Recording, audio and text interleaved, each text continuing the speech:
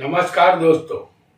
ज्योतिष का सफर में आप सभी भाई बहनों को नरेश गांधी का सादर प्रणाम। यह हमारा 357वां एपिसोड है जिसका नाम है कारक ग्रह। दोस्तों, हमारी जन्म कुंडली में 12 स्थान होते हैं। इन 12 स्थानों के अलग अलग कारक ग्रह भी होते हैं। कुंडली में 12 लग्न होते हैं। किसी भी लग्न में किसी भी जातक का जन्म हो सकता है, लेकिन आपका लग्न कोई भी हो, हर स्थान का कारक फिक्स होता है। यह कारक ग्रह अदृश्य रूप से अपना कार्य करता है। जैसे सप्तम के कारक शुक्र बनते हैं। आपकी कुंडली में सप्तम कमजोर नीच का हो, सप्तम स्थान पाप पीड़ित हो या पाप कर्तरी में हो और कारक ग्रह शुक्र भी कमजोर हो तो पत्नी के सुख में कमी होगी। ऐसा हमें समझना होगा। जिस स्थान का सुख हम देखना चाहते हैं उस स्थान के कारकों को ध्यान में रखना होगा। तब हम फलादेश में सत्य के निकट पहुंच सकते हैं। ज्योतिष शास्त्र में एक सूत्र बहुत प्रचलित है, कारको भाव नाशाय, यानी जिस भाव में कारक बैठा हो उस भाव का नाश होता है। जैसे पंचम स्थान का कारक गुरु है। यदि गुरु पंचम में होगा तो यह गुरु पंचम स्थान का नाश करेगा। पंचम स्थान संतान और विद्या का है। यहाँ संतान की चिंता रहेगी और विद्या में भी रुकावट आ सकती है, ऐसा समझना होगा। यहाँ हमने सरलता से कारकों के कार्य को समझ लिया है। आइए अब कुंडली के माध्यम से कारक ग्रह को नजदीक से जानते हैं। आज हम इस कुंडली में कारक ग्रहों का परिचय करेंगे। एक बात याद रहे, आपका लग्न कोई भी होगा, जिस स्थान में हम कारक को दिखाएंगे वह उसी स्थान के कारक ग्रह माने जाएंगे। जैसे ये पहला स्थान लग्न होता है, यह हमारा पूरा शरीर है। साथ ही यह स्थान हमारे दिमाग को भी दर्शाता है।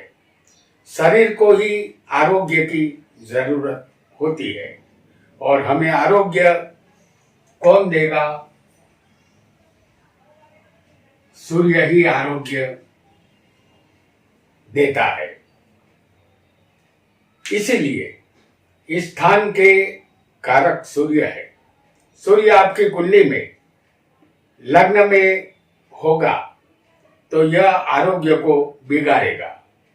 याद रहे, कारक ग्रह अपने ही स्थान में होगा तो उस स्थान का वह नाश करता है। यहाँ आरोग्य ठीक नहीं रहेगा। सूर्य कहीं भी होगा चलेगा, लेकिन आरोग्य देने वाला ग्रह खुद कारक बनकर शरीर में ही आएगा तो शरीर को आरोग्य नहीं मिलेगा। आइए दूसरे स्थान के विषय में जान लेते हैं। दूसरा स्थान धन, वाणी और कुटुंब का है। इस स्थान के कारक गुरु है। गुरु नैसर्गिक शुभ ग्रह है। दूसरा स्थान धन का होने से हमारे शरीर को धन की जरूरत होगी। धन बिना जग सुना। कुंडली में गुरु केंद्र या त्रिकोण में हो तो अच्छा है, धन मिलेगा। यदि गुरु कारक होकर दूसरे ही बैठ जाएगा तो धन के लिए ज्यादा भागदौड़ आपको करनी होगी, क्योंकि गुरु कारक होकर धन स्थान में आ गए हैं। यहाँ धन कम मिलेगा, ऐसा आपको समझना है। तीसरा स्थान हिम्मत, मेहनत और भाई बहन का है। इस स्थान के कारक मंगल है। ये एक क्रूर ग्रह है। हमारे बाहुओं का बल मंगल है। बिना मंगल के कोई भी पराक्रम मुमकिन नहीं होता। मंगल ही साहस करने की शक्ति हमें देता है। इस स्थान में मंगल कारक होकर आएगा तो भाई बहन के सुख में कमी होगी, ऐसा निश्चित मान लेना है।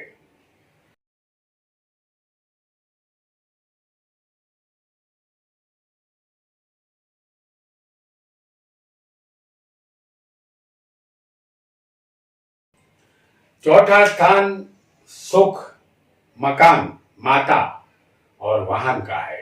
इस स्थान के कारक चंद्र और बुध है। यह हमारे विचारों का उद्भव स्थान भी है, इसलिए चंद्र को मन कहते हैं और बुध को बुद्धि कहते हैं। यह स्थान माता, वाहन और मकान का है। माता अपने संतान को हृदय पूर्वक चाहती है और माता से बड़ा हृदय किसी का नहीं होता।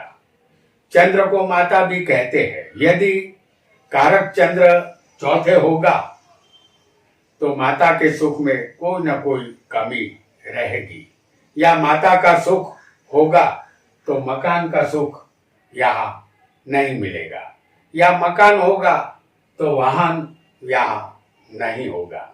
यहाँ जातक को किसी एक बात के लिए तरसना होगा। बुध इसी स्थान में होगा तो विशाल मकान का योग ये बुध बनाता है। पंचम स्थान के कारक होंगे फिर एक बार गुरु। पंचम स्थान विद्या, संतान और प्रेम संबंध का है। इस स्थान के कारक गुरु है। गुरु ज्ञान, विद्या और संतान के कारक होते हैं। गुरु पंचम में बैठे होंगे तो वह इस स्थान का नाश करेंगे। जातक को विद्या में रुकावट आएगी, पढ़ाई अधूरी रह सकती है और संतान की चिंता भी यहाँ रहेगी। संतान नहीं होगी या फिर विलंब से होगी, इसका कारण कारक गुरु होगा, इसलिए ऐसा होता है। छठा स्थान, इनके कारक है मंगल और शनि। छठा स्थान रोग, शत्रु और कर्ज का है। इस स्थान के कारक है शनि और मंगल। यह स्थान नौकरी का भी है। दुनिया के सभी नौकरों पर शनि का अधिकार है और शत्रुता रखने वाले शत्रु मंगल के अधिकार क्षेत्र में आते हैं। इस स्थान में कारक होकर शनि मंगल होंगे तो शनि रोगों की उत्पत्ति करेगा और मंगल रोगों का नाश करेगा। मंगल शत्रु और कर्ज को बढ़ाएगा, जबकि शनि नौकरी देता है। साथ ही यह दोनों इस स्थान में एक्सीडेंट का भय भी उत्पन्न करते हैं, यदि ये आपकी कुंडली में होंगे तो। शनि मंगल का इस स्थान में होना ही ज्यादा बेहतर, नहीं होना ही ज्यादा बेहतर रहेगा, ऐसा आपको समझना है। और सप्तम स्थान, सप्तम स्थान पति पत्नी और व्यापार और साझेदारी का है। इस स्थान के कारक पुरुषों के लिए शुक्र होते हैं और स्त्रियों के लिए इस स्थान के कारक बनेंगे गुरु। एक प्रचलित सूत्र कारको भाव नाशाय का सूत्र यहाँ पर याद रखना होगा। पुरुष की कुंडली में शुक्र और स्त्री की कुंडली में गुरु इस स्थान में नहीं होना चाहिए, अन्यथा दाम्पत्य सुख में कोई न कोई कमी महसूस होगी। पति पत्नी को एक दूसरे से असंतोष रहेगा। गुरु शुक्र कारक होने से इस स्थान का नाश करते हैं, इतना अवश्य याद रखना है।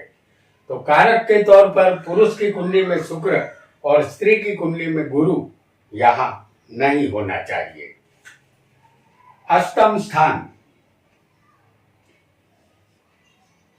8वां स्थान, अष्टम स्थान इसे कहते हैं। आयुष्य और मृत्यु और बिना मेहनत के धन का ये स्थान है। इस स्थान के कारक शनि है। शनि दुख, गरीबी और मृत्यु के कारक माने गए हैं। पशु पक्षी, जीव जंतु और मनुष्य सब शनि की मेहरबानी से जिंदा है। हमारे जीवन और मृत्यु का अधिकार शनि के पास है। शनि अष्टम में होंगे तो आयुष्य लंबा मिलता है। यहाँ कारक अष्टम में होगा, फिर भी वह इस स्थान का नाश नहीं करेगा, क्योंकि शनि यहाँ उल्टा फल देगा। शनि के विषय में उल्टे ढंग से हमें सोचना होगा। कारक होकर भी शनि यहाँ होगा तो वो अच्छा ही करेगा। तो शनि का इस स्थान में अच्छा फल अवश्य मिलेगा। आयुष से संबंधित ऐसा आपको याद रखना है। 9वां स्थान,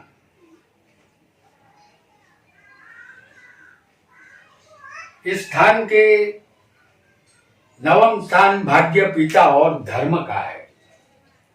इस स्थान के कारक सूर्य और गुरु है। भाग्य के बिना कुछ नहीं मिलता। कुंडली में सूर्य हमारे पिता का रोल प्ले करते हैं। पिता से 5वां स्थान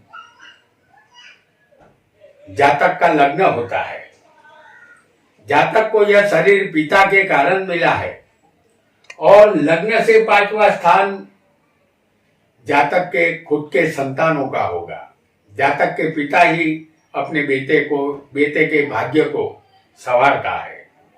जातक जब छोटा बच्चा होता है उसे नहीं पता होता है कि उसका धर्म क्या है। पिता जिस धर्म को मानता है वही जातक का धर्म बनता है और धर्म का ज्ञान गुरु देता है।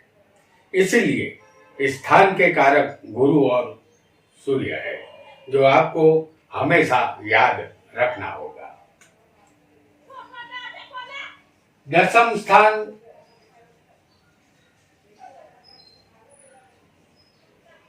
जिसके 4 कारक होंगे।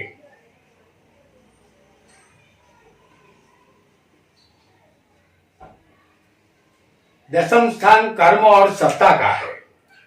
इस स्थान के कारक बुध, गुरु, सूर्य और शनि है। हम इस दुनिया में आए हैं, हमारे कर्म कैसे होंगे, हम नौकरी करेंगे या व्यापार करेंगे, तो गुरु यहाँ ज्ञान देता है। बुध व्यापार का कारक है और शनि और सूर्य यहाँ पर सत्ता के कारक है। शनि कर्मफल दाता भी है। कर्म पूर्व जन्म के हो या इस जन्म के, शनि कर्मों का हिसाब मांगता है। कोई भी कर्म ज्ञान पूर्वक और बुद्धि पूर्वक करने चाहिए, चाहे हम राजा हो या रंक। सूर्य सत्ता भी देता है, तब भी कर्म अच्छे करने होंगे, अन्यथा शनि सत्ता छीन लेता है। ये बात हमेशा ध्यान में रखनी है। 11वां स्थान लाभ, आय, बड़े भाई और प्रॉपर्टी का है। इस स्थान के कारक गुरु है। हम जो भी कर्म करेंगे तो इससे हमें लाभ मिलता है, चाहे हम नौकरी करें या व्यापार करते हो। गुरु एक नैसर्गिक शुभ ग्रह है। गुरु इस स्थान में हो या इस स्थान को कहीं से भी बैठकर देखता हो तो जातक अपने भाइयों में सबसे बड़ा भाई होगा। इस स्थान का कारक कुंडली में नीच का होगा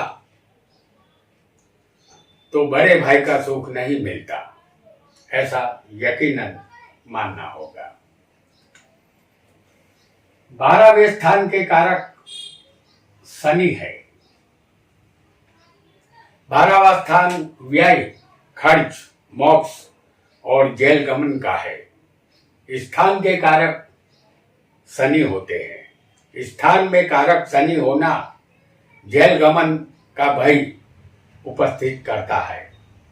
स्थान का शनि यदि आपकी कुंडली में बैठा होगा, 12वें शनि होगा, तो ये अच्छा नहीं माना जाता।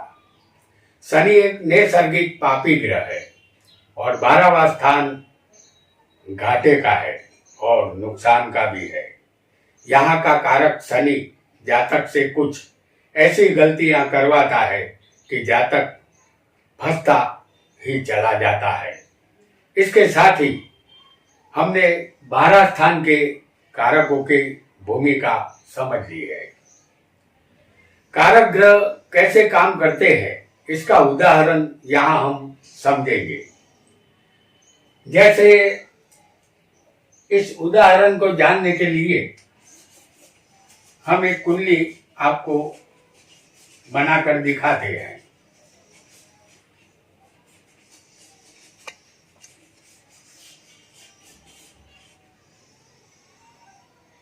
जैसे ये मेष लग्न की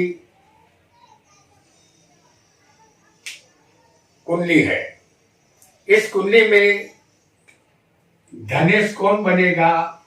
शुक्र। और धन सान के कारक कौन है? गुरु।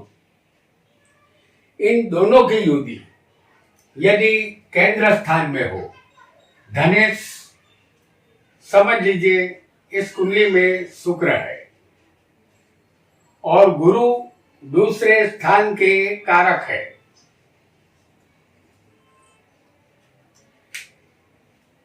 तो धनेश और कारक गुरु की युति केंद्र स्थान में होगी तो जातक धनवान और संपत्तिवान बनता है।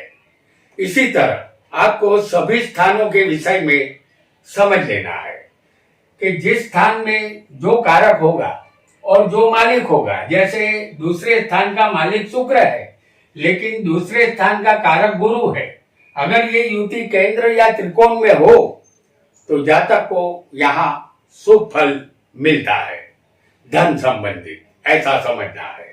आज इतना ही। आपका बहुत बहुत धन्यवाद।